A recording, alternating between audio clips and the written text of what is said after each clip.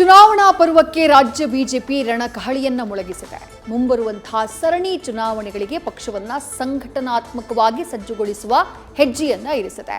ಇವತ್ತು ಅರಮನೆ ಮೈದಾನದಲ್ಲಿ ರಾಜ್ಯ ಕಾರ್ಯಕಾರಿಣಿ ಸಭೆಯನ್ನ ನಡೆಸಿ ಹಲವು ಮಹತ್ವದ ನಿರ್ಣಯಗಳನ್ನ ಕೈಗೊಳ್ಳಲಾಯಿತು.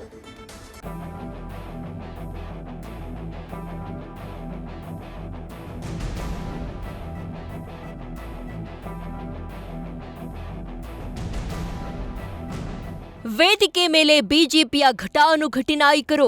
ವೇದಿಕೆ ಮೇಲೆ ಮೊಳಗಿದ ವಂದೇ ಮಾತರಂ ಗೀತೆ, ವಿಕಸಿತ ಭಾರತ ಮಂತ್ರ, ಭ್ರಷ್ಟ ಸರ್ಕಾರವನ್ನ ಅಧಿಕಾರದಿಂದ ಕಿತ್ತೊಗೆದು ಮುಂದಿನ ಚುನಾವಣೆಗಳಿಗೆ ಪಕ್ಷ ಸಂಘಟಿಸುವ ಸಂಕಲ್ಪ, ಸಂಘಟಿತ ಶಕ್ತಿ, ಗೆಲುವಿಗೆ ದಾರಿ. ಇದು ರಾಜ್ಯ ಬಿಜೆಪಿ ಕಾರ್ಯಕಾರಿಣಿ ಸಭೆಯ ಮೂಲ ಮಂತ್ರ.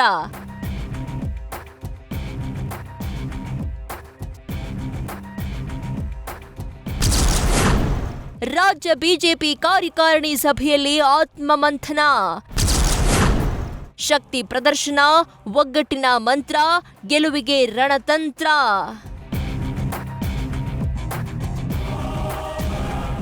ಇವತ್ತು ಬೆಂಗಳೂರಿನ ಅರಮನೆ ಮೈದಾನದ ಗಾಯತ್ರಿ ಗ್ರ್ಯಾಂಡ್ನಲ್ಲಿ ಕೇಸರಿ ಪಡೆ ಕಾರ್ಯಕಾರಿಣಿ ಸಭೆ ಮೂಲಕ ಸಂಚಲನ ಮೂಡಿಸಿದೆ. ರಾಜ್ಯ ಬಿಜೆಪಿ ಕಾರ್ಯಕಾರಿಣಿ ಸಭೆ ನಡೆಸಿ ಮುಂಬರುವ ಚುನಾವಣೆಗಳನ್ನ ಗೆದ್ದು ಅಧಿಕಾರಕ್ಕೆ ಬರುವ ರಣತಂತ್ರ ರೂಪಿಸಿದೆ. ಕೇಂದ್ರ ಸಚಿವ ಗಜೇಂದ್ರ ಸಿಂಗ್ ಶೇಖಾವತ್ ಗಿಡಗಳಿಗೆ ನೀರೆರೆದು ಹಿರಿಯ ನಾಯಕರಿಗೆ ಪುಷ್ಪಾರ್ಚನೆ ಮೂಲಕ ಕಾರ್ಯಕಾರಿಣಿ ಉದ್ಘಾಟಿಸಿದರು. ಕಾರ್ಯಕಾರಿಣಿಯ ಉದ್ಘಾಟನೆ ಬಳಿಕ ಮಾತನಾಡಿದ ಕೇಂದ್ರ ಸಚಿವ ಗಜೇಂದ್ರ ಸಿಂಗ್ ಶೇಖಾವತ್, ಆರಂಭಿಕ ದಿನಗಳಲ್ಲಿ ಶ್ರಮಿಸಿದ ಕಾರ್ಯಕರ್ತರನ್ನ ನೆನೆದ್ರು. ವಿಕಸಿತ ಭಾರತವಾಗಿ ದೇಶ ಪರಿವರ್ತಿಸಬೇಕಿದೆ. ರಾಜ್ಯ ಕಾರ್ಯಕಾರಿಣಿ ಇದೊಂದು ಸಂಘಟನಾತ್ಮಕ ಸಭೆಯಲ್ಲ, ಆತ್ಮ ಮಂಥನದ ಸಭೆ ಅಂತ ಗುಡುಗಿದ್ರು. हम सब लोगों को हर बूथ पर सक्रिय होने की आवश्यकता है. हर बूथ पर भारतीय जनता पार्टी के कार्यकर्ता को सशक्त करने की आवश्यकता है. भारतीय जनता पार्टी के डिजिटल संपर्क को बढ़ाने की आवश्यकता. हमको सोशल मीडिया पर जिस तरह के फॉल्स नैरेटिव हमारे लिए गढ़े जा रहे हैं, उन नैरेटिव्स का प्रतिकार करने की आवश्यकता है.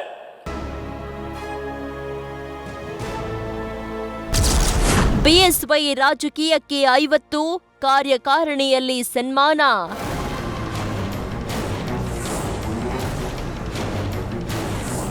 ಇದೇ ವೇಳೆ ಮಾಜಿ ಸಿಎಂ ಬಿಎಸ್ ಯಡಿಯೂರಪ್ಪ ರಾಜಕೀಯಕ್ಕೆ ಕಾಲಿಟ್ಟು ಅರ್ಧ ಶತಕ ಕಳೆದಿದೆ. ಹೀಗಾಗಿ ಕಾರ್ಯಕಾರಿಣಿ ಸಭೆಯಲ್ಲಿ ಅಭಿನಂದಿಸಲಾಯಿತು. ಸನ್ಮಾನ ಸ್ವೀಕರಿಸಿ ಮಾತನಾಡಿದ ಬಿಎಸ್ವೈ, ಪ್ರಧಾನಿ ಮೋದಿ ಜೊತೆ ಕೆಲಸ ಮಾಡಿದ್ರೆ ಭ್ರಷ್ಟ ಕಾಂಗ್ರೆಸ್ ಸರ್ಕಾರವನ್ನ ಕಿತ್ತೊಗೆಯಬಹುದು. ನನಗೀಗ 85 ವರ್ಷ. ನೀವು ಯಾವಾಗ ಕರೆದ್ರೂ ನಾನು ಪಕ್ಷ ಸಂಘಟನೆಗೆ ಸಿದ್ಧ ಅಂದ್ರು. ನನಗೆ 85 ವರ್ಷ. ದೇವರ ದಯೆ ಇದ್ರೆ ಇನ್ನು 5-6 ವರ್ಷ ಗಟ್ಟಿಯಾಗಿ ರಾಜ್ಯದಲ್ಲಿ ಓಡಾಡಬಹುದು ಅನ್ನೋ ವಿಶ್ವಾಸ ಇದೆ. ನೀವು ಎಲ್ಲಿ ಯಾವ ಸಮಯದಲ್ಲಿ ಎಲ್ಲಿಗೆ ಕರಿತೀರೋ ಅಲ್ಲಿಗೆ ಬರೋಕ್ಕೆ ನಾನು ಸಿದ್ಧ ಇದ್ದೇನೆ. ನಾವೆಲ್ಲರೂ ಒಟ್ಟಾಗಿ ಸೇರಿ ಈ ಭ್ರಷ್ಟ ಕಾಂಗ್ರೆಸ್ ಸರ್ಕಾರವನ್ನು ಕಿತ್ತೊಗೆಯುವಂಥ ಒಂದು ಸಂಕಲ್ಪ ನಿರ್ಧಾರವನ್ನು ಇಲ್ಲಿ ಮಾಡಿದ್ರೆ ನಾವಿಲ್ಲಿ ಸೇರೋದಕ್ಕೆ ಸಾರ್ಥಕ ಆಗುತ್ತೆ ಅಂತ ತಿಳ್ಕೊಂಡಿದ್ದೇನೆ. ಒಗ್ಗಟ್ಟಾದ್ರೆ 2028ರಲ್ಲಿ ಬಿಜೆಪಿ ಗತ ವೈಭವ ಮರುಕಳಿಸುತ್ತೆ. ಕಾರ್ಯಕಾರಿಣಿಯಲ್ಲಿ ಬಿಜೆಪಿ ರಾಜ್ಯಾಧ್ಯಕ್ಷ ವಿಜಯೇಂದ್ರ ಕರೆ. ಇನ್ನು ರಾಜ್ಯದ ಕಾಂಗ್ರೆಸ್ ಸರ್ಕಾರದ ವಿರುದ್ಧ ರಾಜ್ಯದೆಲ್ಲೆಡೆ ಜನಾಕ್ರೋಶ ಹೆಚ್ಚಾಗ್ತಾ ಇದೆ. ಭಿನ್ನಾಭಿಪ್ರಾಯಗಳನ್ನ ಮರೆತು ಒಟ್ಟಾಗಿ ಕೆಲಸ ಮಾಡಿದ್ರೆ 2028ಕ್ಕೆ ಬಿಜೆಪಿ ಗತ ವೈಭವ ಮರುಕಳಿಸಲಿದೆ ಎಂದು ರಾಜ್ಯಾಧ್ಯಕ್ಷ ಬಿವೈ ವಿಜಯೇಂದ್ರ ಕಾರ್ಯಕರ್ತರಿಗೆ ಕರೆ ನೀಡಿದ್ರು. ಸರಣಿ ಚುನಾವಣೆಗಳು ಮುಂದಿನ 6-7 ತಿಂಗಳುಗಳು ಬರ್ತಕ್ಕಂಥದ್ದು ನಮ್ಮ ಕಣ್ಣು ಮುಂದೆ ಇದೆ. ಹಾಗಾಗಿ ಎಲ್ಲವನ್ನು ಕೂಡ ನಾವು ಮನಸ್ಸಲ್ಲಿ ಇಟ್ಕೊಂಡು ನಾವೆಲ್ಲರೂ ಕೂಡ ಒಟ್ಟಾಗಿ ಒಂದಾಗಿ ಒಂದು ಧ್ವನಿಯಲ್ಲಿ ಇವತ್ತು ರಾಜ್ಯಾದ್ಯಂತ ಸಂಚರಿಸಿ ನಮ್ಮ ಕಾರ್ಯಕರ್ತರನ್ನ ಈ ಚುನಾವಣೆಯಲ್ಲಿ ಗೆಲ್ಲಿಸ್ತಕ್ಕಂಥ ನಿಟ್ಟಿನಲ್ಲಿ ನಾವೆಲ್ಲರೂ ಕೂಡ ಇವತ್ತು ಸಾಗಬೇಕಾಗಿರುತ್ತೆ. ಉಪಚುನಾವಣೆಗಳು ಕಳೆದ್ರೆ ಇನ್ನೇನು 1.25 ವರ್ಷ ಬಾಕಿ ಇರ್ತದೆ ಅಷ್ಟೇ.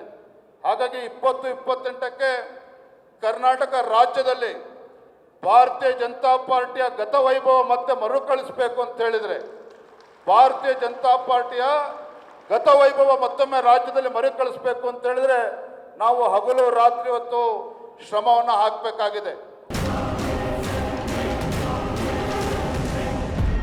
ಒಟ್ಟಾರೆ ಸಭೆಯಲ್ಲಿ ಪ್ರಧಾನಿ ಮೋದಿಯವರ ವಿಕಸಿತ ಭಾರತದ ವಿಚಾರಧಾರೆಗಳನ್ನ ಮನನ ಮಾಡಲಾಯಿತು. ಪಕ್ಷ ಸಂಘಟನೆ ಮೂಲಕ ಕಾಂಗ್ರೆಸ್ನಿಂದ ಅಧಿಕಾರ ಮರಳಿ ಪಡೆಯುವ ಸಂಕಲ್ಪ ಮಾಡಲಾಯಿತು.